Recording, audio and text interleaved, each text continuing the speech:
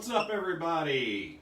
I'm trying something new today. I've got a tripod. Jeremy with Fluge Brothers here, doing our Fireplace Friday. I'm going to take a look at something real quick here.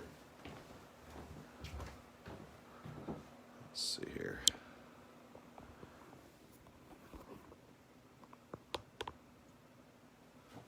Let's see how this looks. Hey, that's not bad. There we go. I can see myself now. It's a little low, but hey, I think it's going to work. Okay, so what are we going to talk about today? We're going to talk about, with all this stuff going on, the coronavirus and everything, people are starting to adapt to what we're calling the new normal. And it's okay. It's good. That means people are starting to become a little bit looser. They're not as freaked out. They're not hiding in their homes as much. They're allowing contractors in. They're wanting to get some stuff done. They're still working. It's just a different type of work. They're working from home, or they go in and then they're coming home afterwards, what have you. You're probably around your kids a lot, and they're doing school work from home. They're talking to their friends via online media, things like that, just like you're watching right now. I can see people popping on here. Hi, everybody. Hopefully this is good content. So what happens when you want to get work done on your house because you're sitting in your house, you're going, my gosh, I need to finally get this or that done. I know I've been doing a lot of that stuff around the shop here lately.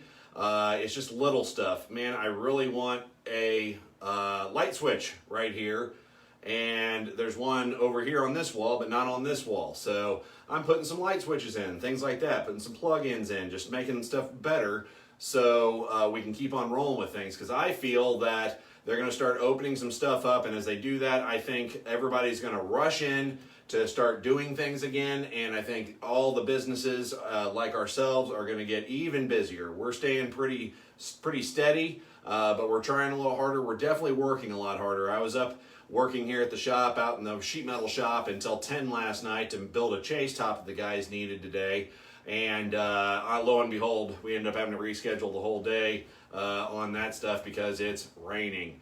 And the rain does mess us up with the chase top. Doesn't mess us up with everything, but with the chase tops it does, because we got to put silicone down and stuff. It's not really safe to be running around on roofs and things.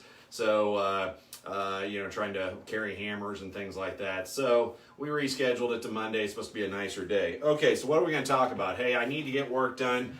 There's a lot of people that might be out of work. There might be people that are switching jobs or whatever, and a lot of people are thinking, hey, Tom down the street could fix this for me, or people are getting random people off the street, neighbors, friends, family, what have you, to do work on their house, or they're saying, yeah, we can do that. I'm laid off from my job, and I can do this for you. Let's talk about some dangers of people doing side jobs. And the reason I came up with this topic was last weekend I was at a meeting, and there was a bunch of people there. I met a few people, and they were contractors that worked for other companies, and they said, I've got some side jobs that I do. And it got me to thinking, side jobs are not a good thing for consumers. And let me give you some warnings why. Because everybody does want to save money, but at the end of the day, you don't want to just save money. Because when you save money on something, because everything costs a certain amount to do, and to do it right, it costs even more. And to do quality and everything else, it costs a certain amount of money. Now, of course, you don't want to overpay for something. None of us do. But if you underpay, or if the price is a lot less than what you've gotten from if you do the 2 or 3 contractor thing, or if you have a trustworthy person that says, well, this is probably about how much this is going to be, or what have you. If someone comes in much lower, what are they sacrificing? What are they giving up? Because nobody is going to do the same quality of work for the same price. It doesn't exist. That's called free market. And of course, we can't price fix or anything. There's a lot of things that are similar in prices, and lo and behold, we find out, when we talk to other business owners across the United States, also, we'll say, well, what do you charge for this? What do you charge for that? Just out of curiosity, not that we're trying to build a coup or something. And they'll say, and I'll say, man, that's almost exactly how much we charge. Or we'll even see it with competitors around here. Oh, they're charging $259 to install a chimney cap. I'm just throwing it out there. And lo and behold, oh, I got a price from another person. A consumer will say, I got another price from one of your competitors, and it was the exact same price. So that must be how much it is. Okay, well, that's one way to do it, but it's ironic. But you do have to charge enough to stay in business. We have to charge enough to get by in hard times, just like we're having right now. Hard times, I'm able to do this video for you because we do set up a little reserve fund, and that way we can keep things going and keep the lights on or what have you if we have a little less business. That is being responsible. That is a good business. That is a business you want to support. So let's talk about it. So side jobs, or hiring random people, or having a contractor and then saying, hey, do you do this on the weekend? Do you do it on the side or whatever? I get asked that myself. And I go, well, I'm the owner, or sometimes I'll joke and say, well, the owner doesn't allow us to do that. And then they find out later I am the owner. Or I'll go, well, I'm the owner, and it's really not a good idea to ask people to do that. And here's why. So here's real world. They don't have insurance. They have no insurance. So they come out and do work on your house. They damage something, God forbid, catches on fire later on. Something gets messed up, something gets broken, what have you. They have no insurance. And if they're doing side jobs, typically I find that they have some financial issues, that they don't have any money. So what are you going to do? You're going to take them to court?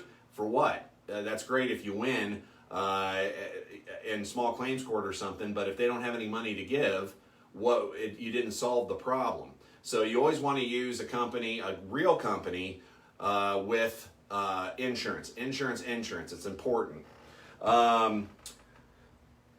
No office to call. So you're going to be relying on them answering their phone or answering your text, and it's amazing.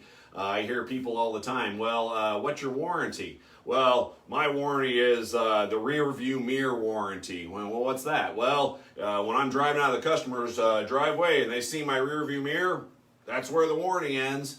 Well, that's not proper. That's not correct. That's not the way to run business. A real business will have real warranties that have to be abided by in order to keep up those warranties, and they have relationships with manufacturers in order to keep up those warranties, and they're checking and doing good work to where hopefully you don't even need a warranty claim in the first place. We quality control check everything. Tyler, we've seen him on this before. That's what he does here at Flues Brothers. He checks everything, and then I randomly spot check things. We've even started running out to jobs just to help the guys close out, and we just double check. Let's make sure everything, because our guys doing a good job. They're all doing a good job, but we go through a job. Oh, did we forget to do this? Oh, we got to make sure we do that. It's called a punch list. When we're wrapping up a job, we're doing a punch list, making sure we got everything, making sure everything's there. We aren't just relying on people's memory. We aren't just relying on people to be able to remember to do this or that, because people are busy. Even when you're at work, you probably get a phone call from your family or something going on, or my gosh, I need to pay this bill or what have you. And I understand that happens. You shouldn't be doing that all day when you're at work. You should focus on work, but life happens a little bit, so you do it on your lunch break or what have you. But then maybe you're having a bad day. That will throws me off all the time. I have a bad day. And then I start forgetting things, but I write everything down. See, I got this big old notepad. This is my lifeline, and this is my goals for the day. We can get into that later if you want to hear about that. So there's no office to call if you have somebody do a side job, or you ask an employee to do a side job or what have you to try to save a few bucks. So if you have a problem, there's no office to call. You're relying on them doing the right thing, answering their phone or whatever. They're already not doing the right thing if they're doing a side job. So why are you going to trust that they're going to do the right thing at the end of the day? All right, moving forward. It can get an employee fired. Asking someone to do it and giving that temptation to another human being can ruin their life. It can get them fired. We have a policy on no side jobs. I don't want that out there. If they want more hours or what have you around here, all they got to do is ask, and we make it happen. We find some extra work for them or what have you, so they don't have to be tempted by that. We also pay well. We have benefits, all that good stuff. This isn't a fly-by-night operation, and if you have people like that are tempted to do that stuff, then you've either got the wrong people or you've got some business troubles that you need to work out yourself. So luckily we're here. We do take the weekends. I do have some guys that go, hey, I'd like to make a little bit more money. I'm trying to save up for this or that. So they'll come in on a Saturday. Sometimes we have to come in on a Saturday, get some overtime or what have you, even working a little late throughout the week. But that's usually their choice, or we're trying to get a project done. So by Friday, like Anthony is in here helping me out a little bit today, but he only needed 2 more hours today to get his 40 hours in this week. And then we want him to go home. We want him to rest. We want him to go do something. If he wants to work a little longer today, that's fine. He'll probably end up working until about noon, which is going to give him even more, a little bit of overtime. But you got to have that family time. You got to have that downtime. You got to have that time with your dogs. You got to have that time to do your own stuff. That way, your life is more fulfilling and you get things done. Okay, because since we're working, we don't have as much time at home and to do things. And even if we're at home, you could have a job that you work from home, and that's busy. So you can get someone fired. You don't want to get someone fired. You don't want that on your conscience. So just don't even do it. Not supporting local business. Supporting a local business is supporting a tax-paying, proper business that has an office, has office staff, has people that'll help you, has advertising, pays their taxes, everything else. These side job people, they aren't paying their taxes. They're usually in trouble financially with other things, including the IRS and stuff. So you're not supporting local business by utilizing what my friends in Romania call gypsies. You're supporting local business by supporting local business, real businesses. When you call, you get thanks for calling Flues Brothers Chimney Service. How can I help you? Or if it's the weekend or after hours, you're getting a machine that has a real message on it, and we're checking it the next day or on Monday and getting back with you within a timely manner. Or you're emailing, and we have a real website. We have chat boxes, things like that. So you support local business. Local business needs you more than ever right now. So support it, do it properly. There you go. Okay. Poor work quality, not overseen. We already kind of went over that. So you're relying on this random person. Hey, Uncle Joe or Uncle Frank or whoever, or Jim down the street. Hey, he's a human. He can paint my wall or what have you. Hey, if he's never painted before, I've had a lot of employees that come in here and work, and they're usually green. I have to train them to do these things. And a lot of people might not have strengths in doing that stuff. There's a lot of stuff that people have to do, but there's some things that they shine at doing. So the work quality obviously goes up if you use an actual painter. If I was to use an actual painter, but if I just don't care about the quality or what have you, then random people. But not everybody goes into Home Depot and you can build it, we can help. We see stuff like that all the time. Just saw one yesterday. Tyler was out. Beautiful wood all over the front of this fireplace. I wish I could show you a picture of it, but it didn't meet any clearances. And the homeowner is selling, the one that lived there and is selling the house, had done all this work to the fireplace, all this work to the front of it. It looked really neat, and it was painted and did very, very nice, intricate work, but none of it met proper clearances. So what does that mean? Well, when someone goes to use the fireplace, it could cause that paint to peel. It could catch the wood on fire that's too close to the fireplace opening. Who knows what's behind all that, because if you didn't maintain that clearance, there probably isn't proper clearances behind all that stuff. So it could be a bigger fire hazard. So that's not good. You want experts and stuff. You want people who know what they're doing. You want to know how people apply. I can show you where I painted a wall, and I should have put primer on it beforehand, but I got some of that paint with the primer in it, and I've painted a lot of walls and stuff, and I'll tell you, I'm not a painter. But this is a little storage room area, and I was fine with it. I'm going to do it myself, and that was cool. Went and got good quality paint. Taped everything off. It looks pretty decent, but the problem was I tried to cut a corner and I got paint with primer in it, and I put 2 coats on, and you can still see the wall streaks behind it. So guess who gets to do not only a 3rd coat, but possibly a 4th coat, which is an absolute waste of time. I could have put primer on, could have whipped it on really fast, and there you go. So work quality of work. Okay, moving forward on my little list here that I was thinking about the other day after I heard that story. Poor work quality, improper material, low quality. Okay, all the stuff we use in this business, you can't get it at Home Depot. It's all special order stuff. So I was in I was in Lowe's a week ago, and a gentleman came in and said, "Hey, and I was overhearing, hey, I'm doing a job. I own a little handyman business, and I'm doing a job for a person, and I don't know the business. I don't know if he's a real business or how it works, but this kind of this story came to my mind. I own I'm trying to put I've got to put a liner in for a water heater. Of course, the minute he said the liner, my ears popped up. I was in a hurry, so I wasn't there to discuss or advise. And I've also found that if people are at Home Depot, Lowe's, or what have you, and I overhear something, or I saw a guy carrying a fireplace front end to Lowe's the other day, and he was going to the paint department, and I said, "Hey, that's a nice fireplace face. That goes to Enviro." And he goes, "Oh, how'd you know that?" And I said, "Oh, that we sell those. I do this for a living." And I said, what kind of project you working on? He said, "Well, I'm going to paint this." And I said, "Well, you want to use high heat paint because it could peel, it could put off some noxious fumes, what have you. So make sure you use the proper paint." And he kind of looked at me and just kept walking. And then I saw him over in the paint aisle. This is when I was picking up paint for my room. And he was with the paint guy. They were looking at paint samples over by the can paint.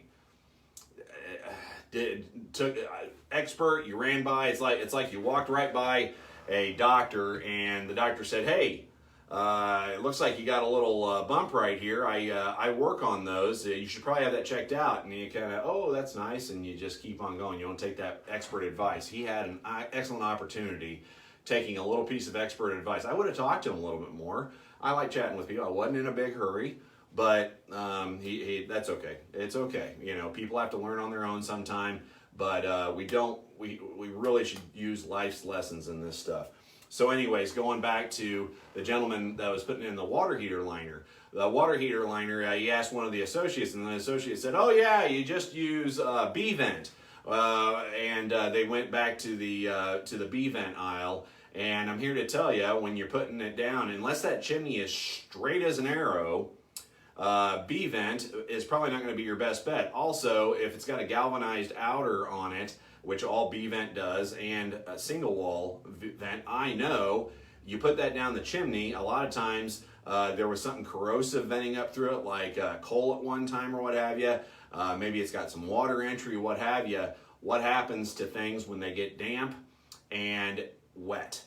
Damp and wet. Sorry, need another cup of coffee. What happens when they get damp and they're secured in an area? They're just going to sit there and rot. And so we've seen it done that way before. We've pulled them out, put in the proper liner, and they're just toast. It's just like paper mache. So anyways, he'll also learn that there's very few utility flues that are straight as an arrow. Most of them have offsets and jogs to get around, but we can talk about fireplace anatomy later. So anyways, he's going to go out and do a job that he's not qualified to do. He's asking associates at Lowe's who aren't qualified to do that either. They're qualified to help you find stuff. They're qualified to give you some advice. But that guy was not a fireplace or a water heater expert. He was in the lumber department. And then he's going to go out and do that. And yeah, it might be fine for a little while, but eventually it's going to corrode. And then what happens? Who knows what happens? The worst thing that could happen is carbon monoxide. And carbon monoxide, the silent killer, is not a thing to play around with. So, anyways, you want to use the right material. And if someone's doing a side job or whatever, they don't have access to the proper suppliers, supply chain, things that we use, or that any other company uses, and they're probably going to do a subpar job, or they're going to get cheap material because they're obviously charging a cheaper price. Well, that it has to come from somewhere. It doesn't matter what it is, who it is, what kind of business it is. If you do something cheaper, it's gotta come from somewhere. So what are they doing? Cheaper material, not a good quality job, no insurance, no tax paying, no all this other stuff that comes along with it. All that stuff bundles together, and it's amazing how fast you come to a number, and then on top of that, paying people, matching taxes, insurance, health insurance for your people, retirement plan, because everybody here, just like you, is going to get old. I'm getting older. Look, losing some hair here, most of it's gone, and I'm going to have to retire one day. It's an inevitable part of life. So I have to be able to save for that. In order to save for that, I have to get enough money out of a job to put a little away, a little away, a little away. It isn't that we put it all on one person. It's you spread it out over all the jobs, and you hope that you make your budget. That's what a budget's for. We can talk money later. Okay, going on. I could rant on this forever, and hopefully you guys have time. It looks like I've got a lot of followers. I cannot see that far, but after I'm done going down my list, I'll take a look at some comments, see if anybody had any questions, and maybe help that out. We'll spend a little time on this. So if you got time today, hang out with me. Okay. Not paying taxes. I already went over that. No work comp. No work comp. No work comp. So what does that mean? We work at heights. We use dangerous tools. If that person, let's call it Sideshow Bob. Sideshow Bob, which is a Simpsons character. Sideshow Bob, Side Job Bob, does that job for you, and he whacks his finger with a hammer. He falls off the roof cleaning your gutters. He cuts his foot mowing the grass. He trips and rolls an ankle. He dies. He gets maimed. He ends up in the hospital. That's what work comp's for. That's why businesses carry work comp. So if someone gets hurt on a job, then we have a system for that. And it's insurance. So if somebody gets hurt, and of course, we as business owners pray, hope, work, do systems, do training. It's exhaustive. Training costs money. All that stuff costs money. We do that constantly because we never want to see someone hurt working on the job. No one should ever get hurt working their job. Nobody, ever. But if it does happen, and that person doesn't have work comp, guess who gets to pay that bill? And you might think you won't have to. You might think, oh no, that's his fault. I'm going to sue him. I'm going to do this. It'll take me to court. Blah blah blah blah blah. The only place in the world that lawyers are the only ones that win, court. No, your homeowner's insurance is going to have to pay that. And if you think I'm wrong, call your insurance company and ask them, hey, I'm going to have a random person that I got on Craigslist or I met come over and do a bunch of work on my house. What if they get hurt? What happens? And if your insurance agency says, well, that's on them. Yeah, that's a bad insurance agent. Anyways, and I've met people that's happened to. Met people, one guy fell off a ladder painting the side of his house and broke his leg. And he didn't have any work comp. The guy even thought he was a contractor. He had a Yellow Pages ad. This is a long time ago. He had a Yellow Pages ad, and come to find out, the guy didn't have it. Guess whose homeowner's insurance had to pay? His. So when you hire a contractor, you hire somebody. It's not uncommon to just ask for a certificate of work comp and liability insurance. This is good information. Don't be afraid. Just ask for it, and a good company will be able to just zip that right out there for you. We keep them on file here. It's a common thing. I'm proud of people for asking that. So it's definitely something you got to ask and find out. And if you don't hire someone, heck, you could even hire someone you thought was a good business, not even doing a side job Bob. It could be a real business and they don't have this stuff. You need to do your due diligence. So take some time and do this, because you want to make sure that you're using somebody that has all these things so you're protected, they're doing a good job, quality stuff and you're happy at the end and everything's done, they're going to stick with the job throughout the whole job. They aren't going to come out and tear everything out and then disappear for a month. That happens all the time. It's amazing. We stick on jobs. We had a lady, we overbooked jobs because like today, if it was raining and we had a job, well, we had that chase top, so we overbook our time. We always leave stuff open. We had a job that went extremely well that we finished yesterday, and the lady said, well, that only took 6 days, and you guys were thinking it was going to take 8. Well, first off, we don't look in a crystal ball. What if it took 9 days? What if it took 10 days? What would happen then? Well, I always ask people that when they go, well, it took a little less than what you thought. So do I get a little bit of money back? And I go, well, what if it took longer than we thought? Do we get to charge you more? We charge based on an average of how long a job should take. And some jobs take a little bit longer, some take a little shorter. If they go right, then they're right. But when the girls schedule something here in the office, we have a general rule of thumb and I've got a chart on how long a certain task should take. Sometimes less, sometimes more. Depends on the experience level of the employee too. Depends on the height of the chimney and things like that. There's a lot of factors, but we've taken an average. We've been in business 20 years.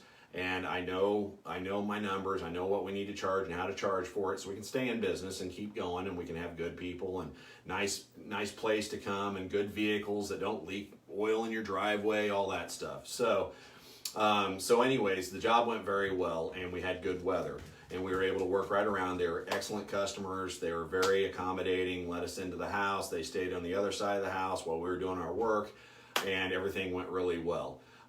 So I said, we do book in, we pad in extra days, because if it didn't go well, or if we guessed every single time, what if we need to be somewhere else, and then we'd have to come back to you, and then you'd have to take more time off of work, and you wouldn't be sure what time we were going to show up every day, and you'd start getting frustrated, and then you start fighting with the spouse, or you're like, what have I done? And you have doubts and things like that. We don't want any of that. So we stick with a job. And most of the time we're able to finish it a little sooner. It's because we've padded that time in so the girls can give you an average, because nobody knows exactly how long a job's going to take in a trade.